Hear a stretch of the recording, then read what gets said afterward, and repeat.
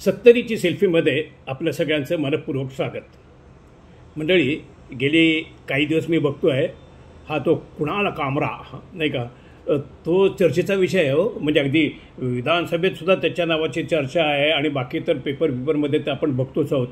म्हणजे इतकं की त्यांनी ती औरंगजेबाची कबर होती ना तिला ओव्हरटेक केलेला आहे. तर हा कुणाल कामरा हा आहे कसा, ह्याच्यासाठी मी जरा त्याचे व्हिडिओ वगैरे बघितले बरं का. चांगला आहे, चांगला कॉमेडी आहे, पण ग्रेट वगैरे असं काही नाही आहे. इवन मग त्याचे मी ते शोज काही बघितले, त्याचे व्ह्यूज मी ऐकले, ते काय मला फार पटतील अशातला भाग नाही. पण मी मात्र कुणाल कामराच्या बाजूनी आहे. कारण काय, अहो किती झालं तरी तो आमच्या जातीचा आहे. जातीचा म्हणजे कसं आहे, अहो काय माहिती का, हल्ली म्हणजे तो एक कॉमेडी शो करणारा, काही सोशल सटायर करणारा असा एक माणूस आहे. मी पण त्यातलाच आहे हो. म्हणजे तो जसं काही लिहितो किंवा करतो तसंच मी काही छोटं मोठं इकडे तिकडे लिखाण केलेलं आहे. मला एक बक्षीस वगैरे, माझी पण यूट्यूब चॅनेल आहे वगैरे वगैरे. परंतु एवढंच कारण नाही, तर त्याला बरेच काही कारणं आहेत. तो म्हणजे बरं का, ज्या गोष्टीसाठी एवढी त्याच्याविरुद्ध आरडाओरड चालू आहे, त्याचा जो स्टुडिओ आहे ना त्याच्यावर हल्ला केला शिवसेनेच्या लोकांनी, त्याची तोडफोड केली आणि त्याला धमकी दिली वगैरे वगैरे, तर तो मी व्हिडिओ पण बघितला बरं का. माफ करा, त्याच्यात काही एवढं काय गंभीर आहे असं मला वाटत नाही. म्हणजे तो काय काय म्हणलं ते आपण जरा बघूया. तो म्हणजे बरं का, आपले शिंदेसाहेब आहेत ना, त्यांना तो डायरेक्टली म्हणजे इनडायरेक्टली त्यांना तो गद्दार म्हणाला, रिक्षावाला म्हणाला वगैरे वगैरे. आता या गोष्टी ज्या आहेत ना, त्या मला काही एवढ्या फारशा पटल्या नाहीत. तरीसुद्धा मी कुणाल कामराच्या बाजूनी आहे. आता कारण काय ते तुम्हाला सांगतो. अहो ह्याच्यात ऑब्जेक्शनेबल काय आहे. आता तो गद्दार म्हणाला. गद्दार हा शब्द अनपार्लमेंटरी आहे. आता पण अनपार्लमेंटरीची मी तुम्हाला डेफिनेशन सांगतो बरं का. कारण का मी ते हा शब्द आता ह्याच्यासाठी मी लगेच अभ्यास केला. म्हटलं हा म्हणजे योग्य आहे का अयोग्य आहे. तर अनपार्लमेंटरी, तर पार्लमेंटनी जे काही शब्द निषिद्ध ठरवलेत तिची एक मोठी यादी आहे बरं का. ती मी यादी बघितली. त्या यादीत हा पण शब्द आहे. पण बाकीचे शब्द कुठे सांगतो बरं का. कुठे बालबुद्धी, सरडा, त्याच्यानंतर गाढव, त्याच्यानंतर स्नूपगेट किंवा असे खूप शब्द आहेत. चुक्कार मोठी यादी आहे. अगदी दलाल इथपासून ते देशद्रोही आणि त्याच्यात गद्दार हा असा शब्द आहे. म्हणजे त्याच्यात तो बरं हे शब्द कसे काय येतात बरं का. तर मग त्याचा मी स्टडी केला. काय होतं माहिती आहे का, एखादा MP म्हणतो दुसऱ्या हे करताना की हा मनुष्य म्हणजे एकदम हे बालबुद्धीचं झालं. आता बालबुद्धी म्हटलं की तो दुसरा चिडतो आणि तो लगेच म्हणतो की हा शब्द काढून टाका, हा अनपार्लमेंटरी शब्द आहे. म्हणजे किंवा तो लगेच पार्लमेंटरी कमिटी जे असते ते लगेच बालबुद्धी हा अनपार्लमेंटरी शब्द असं म्हणून ते काढून टाकतात. तसंच तो गद्दार आता सगळ्यांना म्हणतात तो, त्यामुळे तो अनपार्लमेंटरी शब्द असा ठरलेला आहे. गाढवसुद्धा म्हणजे अहो गाढव तर किती उपयुक्त प्राणी आहे. आणि इतकंच नाही तर ते डेमोक्रॅटिक पार्टी अमेरिकेचे आहेत ना, जे बायडन प्राईम मिनिस्टर आपले प्रेसिडेंट होते, तर त्यांचं ते चिन्ह आहे. तरी तो सुद्धा आता अनपार्लमेंटरी शब्द ठरला आहे. दलाल हा शब्दसुद्धा अनपार्लमेंटरी. कारण काय, असं कोणती म्हणलं असेल की तुम्ही ह्यांचे काय दलाल आहात का वगैरे वगैरे, तर ते रागावर असेल की लगेच तो म्हणतो दलाल शब्द काढून टाका नाही का. तर मग तो तर अशा रीतीने असे अनेक शब्द करतात. त्याच्यामुळे पार्लमेंटरी शब्द नाही आहे म्हणून तो वाईट आहे अशातलं काही भाग नाही. बरं, ते शब्द पार्लमेंटमध्ये वापरले जातात का, तर वापरले जातात. मग ते कुठे काढले जातात, कारण की पार्लमेंटमध्ये MPs वगैरे ते धाडधाड एकमेकावर देशद्रोही, बालबुद्धी, अमुक तमुक अशा गद्दार आणि असे आरोप करतच असतात. तर मग हे काढून कुठे टाकलं जातं, त्याचं जे रिपोर्टिंग होतं ना, ते म्हणजे जे गॅझेट नोटिफिकेशन, त्याच्यात जो कोणी ऑब्जेक्शन घेतो, या शब्दावर ऑब्जेक्शन आहे की तो शब्द काढून ते वेगळा शब्द घालतात सुयोग्य त्यांना जो वाटेल तो. म्हणजे अहो त्याच्यामुळे आता माहिती काय, आपल्या पार्लमेंटच्या लोकांचे लेवल काय ते तुम्हाला सांगतो. आपल्याकडे 545 खासदार आहेत आणि तेवढ्या सीट पण आहेत म्हणजे बसायच्या. पण 420 नंबरची सीट नाही आहे. म्हणजे सीट आहे पण मग ती कसं आहे, 419 नंतर 419 अशा नंबरची सीट आहे. म्हणजे त्यांचं आता थिंकिंग किंवा त्यांचं काय लेवल आहे आपल्या ते लक्षात आलेलीच असेल. तर सांगायची गोष्ट म्हणजे अशा रीतीने हा अनपार्लमेंटरी शब्द मात्र आहे. परंतु गद्दार हा शब्द कोणी नाही वापरलेला, सगळ्यांनीच वापरलेला आहे. अहो आपले फडणवीस साहेब त्यांनी उद्धव ठाकरेंना म्हणलं नाही का, त्यांनी तर किती वेळा म्हटलं आहे की तुम्ही तुमचे बाळासाहेब ठाकरेंच्या विचारांशी गद्दारी केलेली आहे.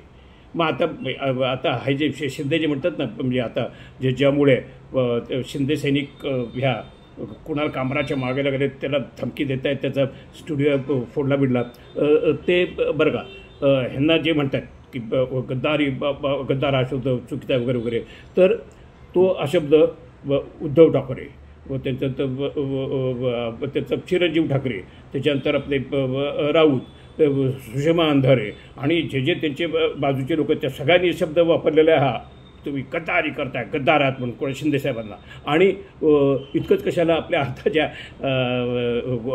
नीलम गोरे आहेत ना, त्यासुद्धा वापरत होत्या, पण लगेच तिने आता पार्टीमध्ये नाही, त्यामुळे आता ते वापरत नाहीत. तर सांगायची गोष्ट म्हणजे हा गद्दार हा शब्द सगळ्यांनी सगळ्यांसाठी यापूर्वी पण अनेकदा वापरलेला आहे. तर त्याच्यामुळे काय एकदम एवढं चिडवून आणि एकदम फोडून तर मोडतोड करण्याचं किंवा त्याच्या विरुद्ध जातं हे आम्ही कोर्टात जाणार वगैरे, कोर्टात केसात ही काही स्टँड होणार नाही. परंतु काय फडणवीस साहेबांना माहिती आहे की कोर्टात धरी नाही टिकली तरी असं थोडीच म्हणता येतं शिंदे साहेबांना की काही नाही होत नाही, सोडून द्या, झालं गेलं नाही का. तर त्यांच्या बाजूने घ्यायचं म्हणून नाही आम्ही त्याच्या विरुद्ध तो खटला भरतो वगैरे वगैरे असं म्हणतात आणि त्यातनं काही निघणार नाही. मग आता उदाहरणार्थ ते ह्याच्या आधीचंच प्रकरण जे खूप चर्चेत होतं ते म्हणजे ते औरंगजेबाची कबर खणून काढणार.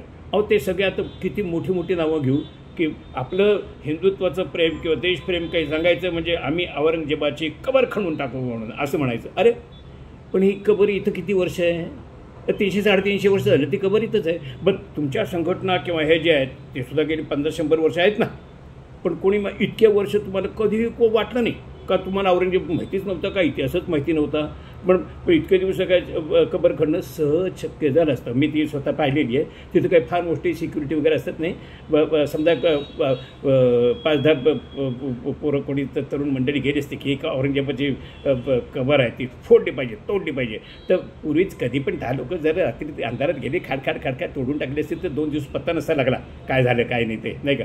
परंतु आता मात्र शक्य नाही बरं का, कारण की कबर आम्ही खोडणार, कबर आम्ही असे ही जी आरडाओरडा जे केला त्याच्यामुळे इथपर्यंत इतकी चर्चा झाली की वरचं मोदी गव्हर्नमेंट आहे त्यांनी ASIला लगेच सूचना दिलेल्या आहेत की सिक्युरिटी वाढवा. मग त्याच्यामुळे त्या सगळ्या कॉपरेटच्या भोवती आता कधी नव्हतं स्टील ब्रॅकेटचं कडक सिक्युरिटी झालेली, तिथं एक्स्ट्रा सिक्युरिटी वाढलेलीच आहे आणि तिथं आतपर्यंत जायला सुद्धा पूर्वी काय सहज जातो कोणी बघण्यासारखं काही नाही आहे, तरी पण सहज बघायला कोणी जाऊ शकत होतं, आता नाही जाता येत वगैरे. मग थोडक्यात म्हणजे कबर आहे तशीच राहणार, त्याच्यात काहीही होणार नाही. त्याचप्रमाणे हा कुणाल कामरावर जे केस बीस होईल त्याच्यातनं काहीही निष्पन्न होणार नाही. परंतु काय टाईमपास काही दिवस ह्याने आपापलं आमचं देशप्रेम तसंच आमचं संघटना प्रेम आणि आम्ही कसे तुमचे लॉयल आहेत, कारण की बघा तुमच्या विरुद्ध कोणी बोललं तर आम्ही लगेच त्याचा स्टुडिओ फोडला, तिथं तोडलं, त्याला धमकी दिली, हे असं दाखवून आपल्या शिंदेसाहेबांना पण काही खालच्या सैनिकांना इम्प्रेस करायचं असतं ना. तर हा त्यातलाच भाग आहे. त्याच्यामुळे त्याच्यावर पण फार विचार करू नये. पण आता आपण थोडंसं या निमित्ताने वेगळा आणखी विचार करण्याचा आवश्यक आहे. आता शिंदेंना हे सगळे बडे मंडळी तर म्हणलीच आहेत, मी आत्ता यादी दिली की तुम्ही त्यांच्याविरुद्ध कोणी केलं का, केलं का, किंवा तुम्हाला उद्धव ठाकरे तुम्हाला आम्ही इथनं जाऊ देणार नाही, तुम्ही आमच्या ह्यांना गद्दार म्हणारत, नाही केलेलं. मग तुम्ही त्या एका बिचार तो विदूषक आहे, तो आपलं कॉमेडी करतो, त्याचा कॉमेडीचा शोचा भाग आहे, तर त्याच्यात जर त्यांनी त्याला तुम्ही धमकी देत आहे. अहो पण पेपरमध्ये, अहो तो सामना पेपर जो आहे तो काय आता तुम्हाला काय सांगायला पाहिजे काय, सामना किती हाणत असतो, रोज दण एक तोफाची गोळ टाकत असतो. पण मग त्याला उत्तर म्हणून इकडं प्रहार, ते काय साधे सोपे आहेत का, ते राणे पिता पुत्र दहीभार येते, तिकडं दण दुसरे म्हणजे रशिया युक्रेन वॉर जसं आहे तसं सामना प्रहार यांच्यात वॉर झालं. परंतु असं कधी होतं का की हे शिंदे सेना गेले की काय आमच्या ह्याला तुम्ही हे म्हटलं आम्ही सामना पेपर आम्ही जाऊन टाकू किंवा तिथं त्याच्याविरुद्ध तासन निदर्शने करू असं करतात का, नाही. किंवा उभाठाचे सैनिक कधी प्रहारच्या ऑफिसवर गेलेत का, नाही आम्ही बंद पडू तुमचा पेपर वगैरे, नाही. इतकंच नाही तर आता हो तुम्ही कुठल्याही ह्याच्यात पेपरमध्ये जर गेलात पेपर स्टॉलवर तर तिथं प्रहार आणि सामना शेजारी असतात. कोणी सामना विकत घेतो, कोणी प्रहार विकत घेतो. ज्याला जो पर्सन पेपर आवडत असेल तो त्यांनी विकत घ्यावा, संपलं, चॉईस इज युअर्स. ते इतकं सोपं असताना हे इकडनं चर्चा करायची, इकडनं विधानसभेत हे आणायचं वगैरे, दॅट इज सगळ्यांचं वेळ काढण्याचा भाग आहे. आणि दुसरी गोष्ट म्हणजे लक्ष मुद्द्याकडून उडवून कुठेतरी फालतू मुद्द्यावर जाण्यासारखं आहे. आता या बाबतीत बरं का या म्हणजे शिंदे सैनिकांनी वगैरे एक गोष्ट लक्षात ठेवली, मोदीजी सगळ्यांचे आदर्श आहेत. तर मोदींचे एक हुशारीचं सांगतो तुम्हाला उदाहरण. आता 2014 साली त्यांच्या म्हणजे तेव्हा सत्तेवर यायचे होते भाजप, त्याच्याविरुद्ध मग काँग्रेसमध्ये विशेषतः ते मणिशंकर अय्यर त्यांनी हे धाडधाड त्याचे मोदींवर हल्ला करायचे. त्यांनी मोदींवर कसा हल्ला केला तर म्हणजे मोदी तर नाही का, ते म्हटलं की तो म्हणजे तो चायवाला आहे, दुसरं म्हणजे तो म्हणजे हे काय नीच आहे, असं करून त्यांनी मोदींवर हल्ला केला आठवतं. पण मोदी काय करणे, त्यांनी ते हे दोन शब्द सगळे उचलले आणि त्यांनी सरळ असं म्हटलं नाही का, हूँ मैं चायवाला, आणि असं पुढे करून लगेच त्यांनी चाय पे चर्चा सुरू केली आणि सगळे काँग्रेसवाल्यांना ते मुश्किल करून टाकले. ते चर्चेतनं लोक घ्यायचे आणि आपापले विचार मांडायचे, ते BJPच्या असतात फेवरमध्ये जायचे.